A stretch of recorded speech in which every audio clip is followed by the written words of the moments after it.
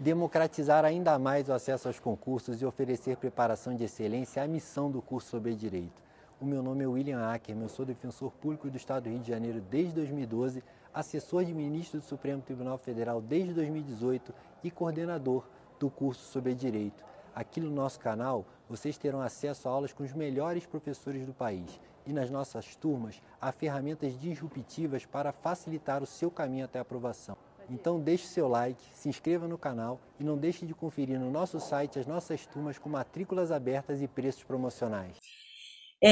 No momento do registro, conforme dissemos, a Justiça Eleitoral vai fazer a aferição das condições de elegibilidade e dos fatores de inelegibilidade. A regra geral é de que essas circunstâncias todas, o preenchimento das condições de elegibilidade e a constatação da inexistência de fatores de inelegibilidade, ela se dê no momento em que o candidato pede o registro. Há um prazo de pedido de registro, e logo depois que o candidato pede, há uma sequência de atos, de previsão, a publicação de um edital, a abertura do prazo para impugnações, um prazo mesmo, uma velocidade própria da Justiça Eleitoral de análise daqueles documentos, e isso demanda um tempo. O que costuma gerar confusão é as alterações no status daquele indivíduo que ocorram entre o momento em que ele pede o registro, o momento em que ele obtém esse registro, o momento em que se dá a eleição, o momento em que se dá a diplomação. São marcos, na verdade, do processo eleitoral e marcos temporais, e no decorrer deste tempo, é possível que haja alterações no status desse candidato. Então, ele pode pedir o registro num dia em que ele esteja pleno, com a sua capacidade eleitoral passiva plena, e no momento da eleição ele já esteja numa outra situação, porque adveio uma circunstância qualquer, uma condenação criminal colegiada, enfim, uma cassação de mandato, fatores de inelegibilidade que interfiram.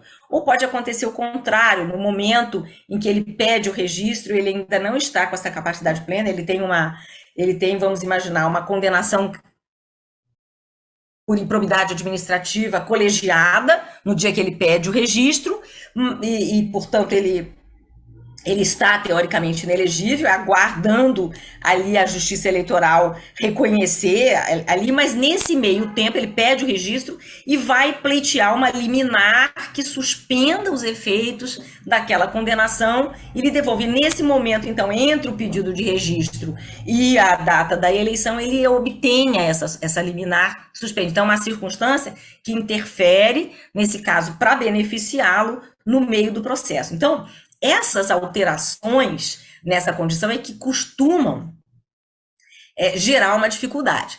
A lei fala em causas supervenientes que afastam a inelegibilidade. Isso é uma norma expressa da Lei 9.504. As causas supervenientes que afastam a inelegibilidade, elas podem ser conhecidas. Então, não é o retrato daquele candidato tirado no dia do registro, não é o destino dele. Ele pode, no dia do registro, estar inelegível, mas está batalhando pelo afastamento dessa inelegibilidade, e se ele conseguir isso até a data da eleição, ele se beneficia. Obviamente, desde que o seu pedido de registro continue em aberto, Isso aí também é uma tramitação, digamos assim, que ele precisa ter para sustentar aquele pedido em aberto e aí, eventualmente, se beneficiar da alteração fática que lhe devolva a condição de elegível, mas ele pode se beneficiar. Isso dá uma inconstância, digamos assim, para o processo eleitoral muito grande, porque a indefinição dos registros dos candidatos pode levar a candidaturas inviáveis, que vão para a urna, recebem votos, mas que depois o registro é negado, porque afastadas as possibilidades e exauridas as possibilidades de recursos, lhe seja negado o registro, e votos dados a candidatos que não obtêm registro são votos que têm que ser anulados, né? Mas, em princípio, a situação é essa. A gente ainda vai falar daqui a pouco, mais um pouquinho sobre essa questão. Por hora, eu quero chamar a atenção dos senhores para que as condições de elegibilidade, como nós já sabemos, elas estão previstas na Constituição. Todas as condições de elegibilidade estão previstas na Constituição. E os fatores de inelegibilidade estão parcialmente previstos na Constituição. Então, eu tenho fatores de inelegibilidade de índole constitucional, e temos também fatores de inelegibilidade de índole infraconstitucional, nesse caso, com reserva de lei complementar. Só lei complementar pode criar causas de inelegibilidade. E no momento em que o candidato pede o registro, publicam-se editais para justamente aqueles legitimados, o Ministério Público, outros partidos adversários, outros candidatos, possam vir impugnar. As inelegibilidades de índole constitucional, elas costumam ser arguídas na IRC, né, na chamada ação de impugnação do registro de candidatura. Mas nada impede que o juiz eleitoral, que o Tribunal Regional Eleitoral, conheça dessas causas de inelegibilidade de ofício nesse momento. Basta que ele tenha a notícia daquela inelegibilidade e abra um contraditório. A única exigência é essa. O juiz não precisa ser provocado por uma ação de impugnação, ele pode ter esse conhecimento por uma notícia de inelegibilidade, ou pode ser um fato notório. Então, desde que ele abra o prazo, garanta um contraditório mínimo, ele pode conhecer isso de ofício. As inelegibilidades de índole constitucional que forem objeto de uma ação de impugnação de registro de candidatura, elas precluem. Se elas foram objeto, há uma preclusão aí, seja deferindo ou indeferindo o registro. Mas, se por uma hipótese, uma inelegibilidade de índole constitucional não for conhecida, a gente não percebeu, ninguém percebeu, passou batido. Então, ela não foi objeto de uma ação de impugnação, ela não foi objeto, na verdade, de discussão no momento do registro de candidatura, mas ela vem ao conhecimento lá no futuro, ela não preclui, por ser de índole constitucional. E aí, então, a inelegibilidade constitucional poderá ser objeto de uma outra forma de impugnação, aí não mais de registro, mas a impugnação do diploma, através do recurso contra a expedição de diploma, que é uma ação que se propõe contra os candidatos eleitos e diplomados, uma vez que se reconheça que opera contra eles alguma ausência de condição de elegibilidade ou um fator de inelegibilidade não enfrentado no momento do registro. Então, são matérias que não precluem, Só preclui na preclusão consumativa, na preclusão de ter sido objeto, na verdade, de uma discussão. O recurso contra a expedição de diploma não permite a reabertura da matéria, mas apenas a possibilidade de se enfrentar a matéria constitucional que não tenha sido objeto de discussão no momento do registro. Já as inelegibilidades de natureza infraconstitucional, há uma discussão. Primeiro, se ela foi discutida no momento do registro, obviamente que ela está preclusa tanto quanto a de índole constitucional. Se ela era pré-existente, se era uma inelegibilidade pré-existente no momento do registro, o sujeito já estava inelegível, ninguém viu, ninguém impugnou, passou, essa inelegibilidade infraconstitucional pré-existente e que não foi discutida no momento do registro, ela preclui e eu não vou ter recurso contra a expedição de diploma para levantar essa questão novamente. O que é que hoje gera a grande discussão e um impasse muito grande, muito importante hoje tanto na doutrina quanto na jurisprudência, e nós não temos ainda uma orientação muito precisa, mas isso vem gerando já bastante discussão. Nós estamos nos referindo às inelegibilidades infraconstitucionais supervenientes, aquelas que acontecem depois do registro, né, mas que retiram, na verdade, ou que interferem na elegibilidade. O exemplo clássico: o sujeito tem uma condenação criminal de primeira instância, ele vai e pede o registro, uma condenação criminal em primeiro grau, monocrática, não afasta a elegibilidade dele, né, não interfere na elegibilidade dele, então ele é elegível, ele pede o registro e obtém esse registro, vai disputar, e digamos que ao longo da campanha eleitoral, lá para setembro, sobrevém o julgamento, sobrevém um acórdão confirmatório daquela condenação. Se é um acórdão, é uma decisão colegiada que confirma uma condenação, e a decisão colegiada, embora não transitada em julgado, é um fator de inelegibilidade.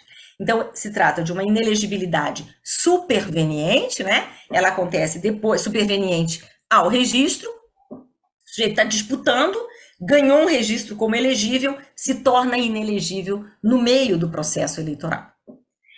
O caminho natural é aquele mesmo que eu mencionei lá, o da condição de elegibilidade, que é o recurso contra a expedição de diploma. Nesse caso, tradicionalmente, o que se faz? Você aguarda, esse sujeito vai disputar a eleição, ele tem registro, ele disputa a eleição. Se ele for eleito e diplomado, então a gente tem a ação do recurso contra a expedição de diploma para cassar esse diploma, né, com o argumento de que ele tem contra ele um fator de inelegibilidade superveniente.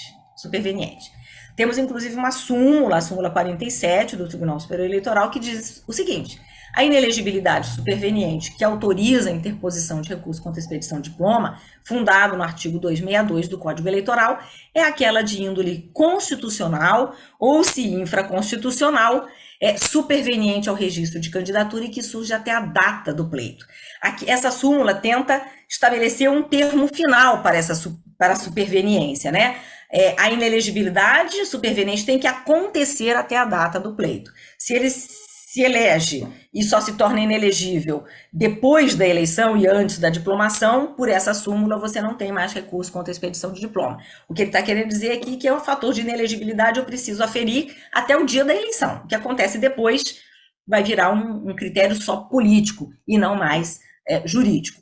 A base normativa do recurso contra a expedição de diploma é o artigo 262 do Código Eleitoral. O recurso contra a expedição de diploma caberá somente nos casos de inelegibilidade superveniente ou de natureza constitucional e de falta de condição de elegibilidade. Eu chamo a atenção de vocês pelo seguinte: a gente está falando em inelegibilidade superveniente e eu vim dando exemplos para vocês sobre isso. Inelegibilidade superveniente, a palavra superveniente nos remete a necessariamente uma referência, uma coisa é superveniente a algo, e esse algo é o registro. Porque se é uma inelegibilidade antecedente ao registro, eu vou poder impugná-la no momento do registro. Então, o que eu preciso saber é o que eu faço com aquele candidato que era elegível e se torna inelegível.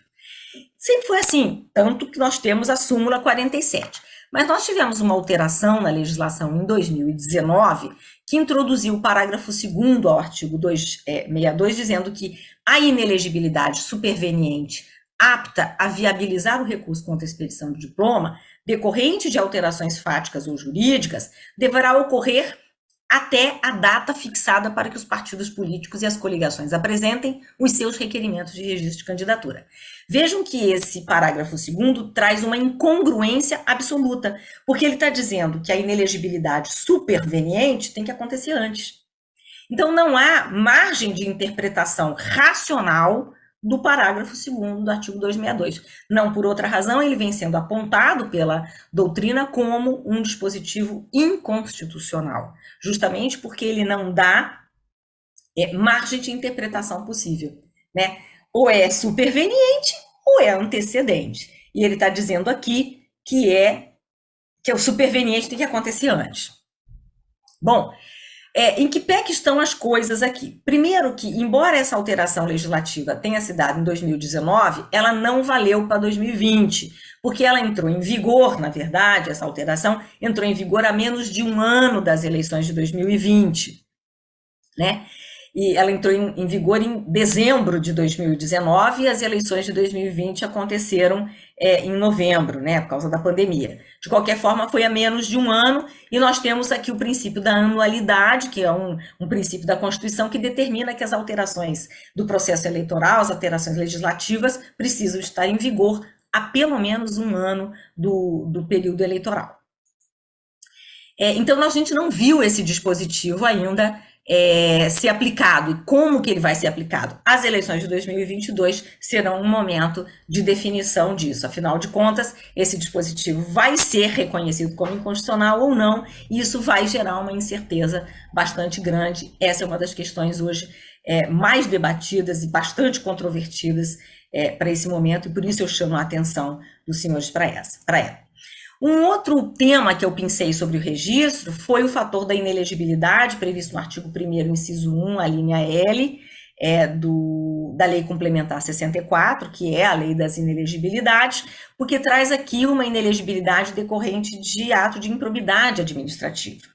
Né? Nós temos aí uma alteração da Lei de Improbidade Administrativa, o Supremo vem apreciando, na verdade, discussões sobre a lei no tempo, sobre a matéria prescricional, e temos também a necessidade ainda de uma manifestação do Supremo sobre a abolício, né? Sobre a alteração de fundo sobre determinados casos de inelegibilidade.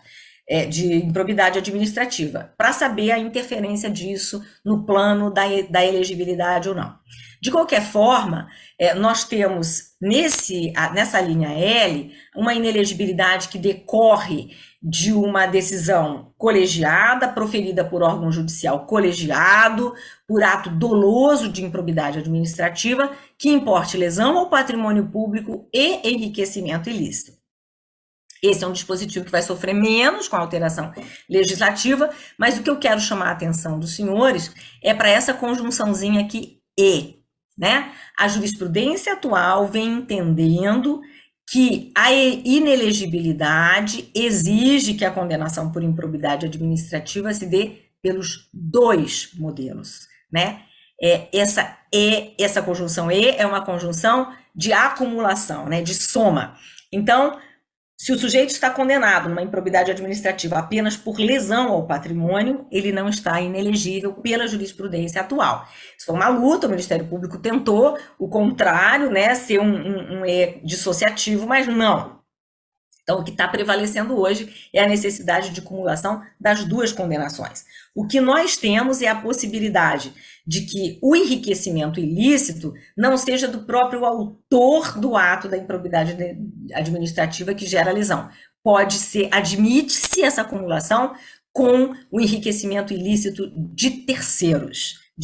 Essa é uma mitigação do rigor da jurisprudência. Eu estou trazendo aqui um precedente nesse sentido para chamar a atenção dos senhores.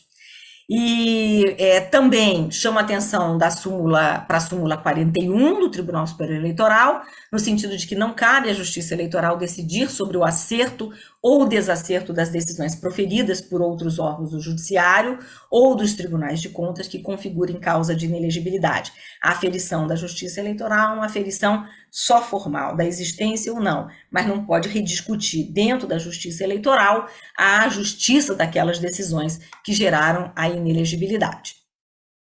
Os candidatos subjúdice, né, aqueles candidatos cujo pedido de registro ainda não está definitivo, né, a concessão do registro não está definitiva, ele pode concorrer. Se ele tiver um registro deferido, mas ainda submetido a um recurso, subjúdice, mas com registro deferido, ele pode concorrer e, se ele ganhar, ele pode ser diplomado. Mas essa diplomação fica sob condição resolutiva, porque se o registro cair depois, ele perde o diploma.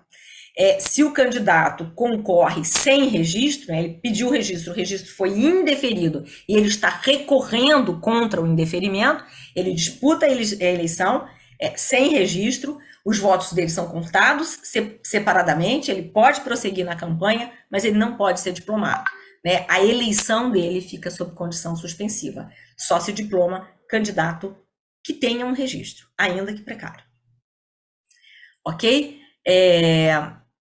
Aqui um precedente também nesse sentido, chama a atenção também para a súmula 70, o encerramento do prazo de inelegibilidade antes do dia da eleição constitui um fato superveniente que afasta a inelegibilidade. O sujeito pode estar inelegível por 8 anos, e esses 8 anos, o prazo desses 8 anos se dá antes da eleição. A jurisprudência vem e admite isso, então, como um fator superveniente que afasta.